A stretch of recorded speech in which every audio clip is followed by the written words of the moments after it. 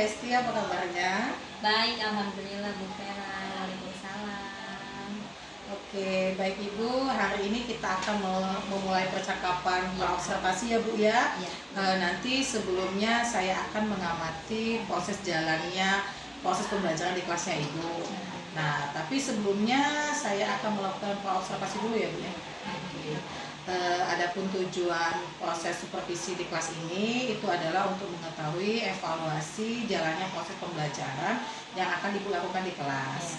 Dan mengapa kita mengadakan percakapan observasi ini sebagai persiapan awal nih, sebelum nanti Ibu akan melakukan kegiatan pembelajaran agar kegiatan ini lebih siap dan bisa lebih percaya diri seperti itu Bu. Nanti sehingga pembelajaran ini akan menjadi yang terbaik lah bagi murid-murid Ibu.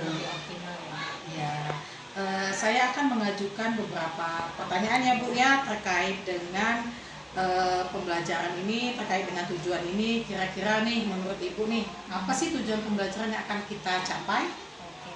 Jadi tujuan pembelajaran yang akan saya lakukan nanti, saya memilih materi pengukuran. Di situ tujuannya siswa akan menentukan masa jenis suatu benda. Sebenarnya kita awalnya saya mau menghitung masa jenis bendanya, yaitu baut yang sering digunakan di mobil-mobil. Namun karena saya kesulitan menemukan baut, jadi saya ganti dengan beberapa benda yang ada di lab. Jadi nanti tujuan pembelajarannya peserta didik mampu menentukan besarnya masa jenis dengan mengukur sendiri, dan akhirnya mereka mengetahui berapa besar masa jenisnya dengan mereka melakukan praktikum. Oke, baik Ibu, kalau begitu nanti tujuan pembelajarannya itu adalah menentukan besar masa jenis ya Bu ya, yang akan ingin Ibu capai nih. Kemudian nih, bagaimana dengan area pengembangannya Bu? Apa yang akan Ibu lakukan dan apa yang ingin Ibu capai pada saat observasi nanti? Oke.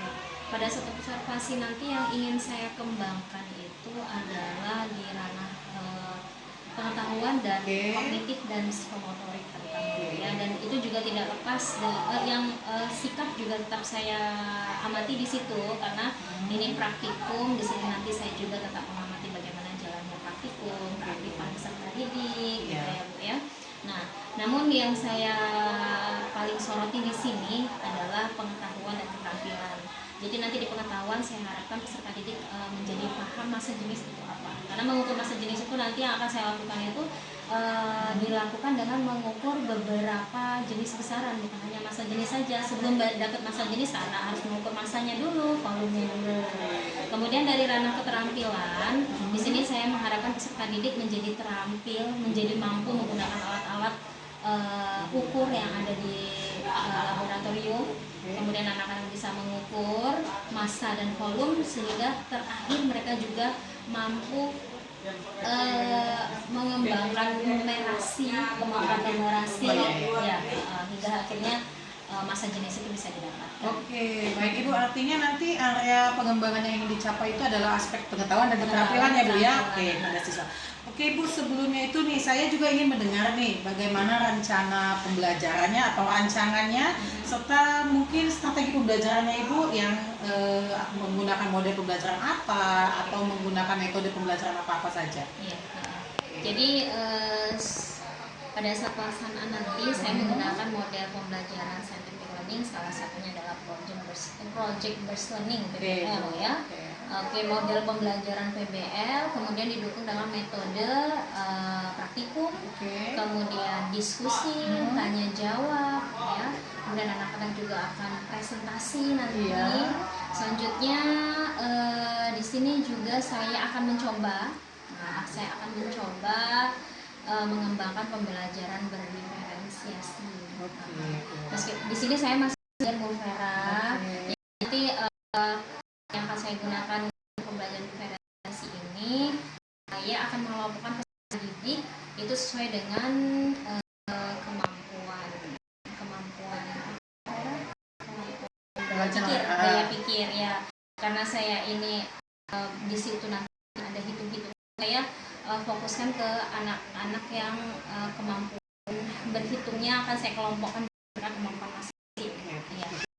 Jadi nanti rencana pembelajarannya Ibu menggunakan belajar berdiferensiasi yang terintegrasi dengan pembelajaran sosial emosionalnya seperti itu Bu ya, tentunya. Terus nanti menggunakan metode diskusi kelompok, terus model pembelajaran yang tadi praktikum, PBL, ada juga nanti penugasan begitu ya Bu ya. Betul. Oke, jadi Ibu kemudian saya ingin bertanya selanjutnya nih, kapan Bu jadwal kita bisa mulai melakukan pembelajaran ini? Nanti saya bisa masuk ke kelas Ibu deh. Kapan mulai bisanya Ibu? Mungkin bisa minggu depan sudah bisa. Oke, minggu depan. Oke, hari apa itu Bu ya? Hari Rabu. Hari Rabu jam ke 5.06, berarti setelah istirahat. Oke, baik. Saya sedang mempersiapkan LKPD dan PPT berikut video-video pembelajaran. Oh ya baik Ibu, baik. Oke. Berarti nanti insya Allah nanti Rabu depan jam ke 6.07 saya izin. Oh ini salah, maaf, maksud saya jam 5 ke 6. Saya izin ikut ya Bu ya, izin ikut masuk ke kelas, kemudian saya akan melakukan supervisi kelas, saya akan melihat dan mencatat hal apa-apa saja nanti yang akan terjadi di kelas. Boleh ya Bu ya? Siap. Oke, baik Ibu. Nanti setelah kita lakukan kegiatan observasi ini, pembelajaran di dalam kelas ini, kita akan mengadakan percakapan selanjutnya, yaitu adalah percakapan pasca observasi. Nanti yang akan didampingin oleh pengajar praktik saya ya Bu ya. Saya izin itu Ibu.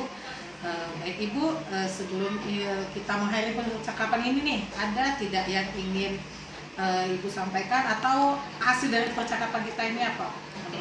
Jadi Bu Vera nanti kalau misalnya masuk ke kelas, tentunya saya ini jauh kemampuannya di bawah Bu Vera. Jadi nanti saya mohon masukan, kemudian kritik dan saran yang membangun untuk pelaksanaan pembelajaran saya ke depannya. Oke, baik Ibu. Kalau gitu terima kasih ya Bu ya atas waktunya, atas bincang-bincangnya. Ibu sudah bersedia untuk melakukan kegiatan praobservasi hari ini. Sampai ketemu di hari Rabu jam ke 5.06. Baik Ibu, terima kasih. Assalamualaikum. Salam.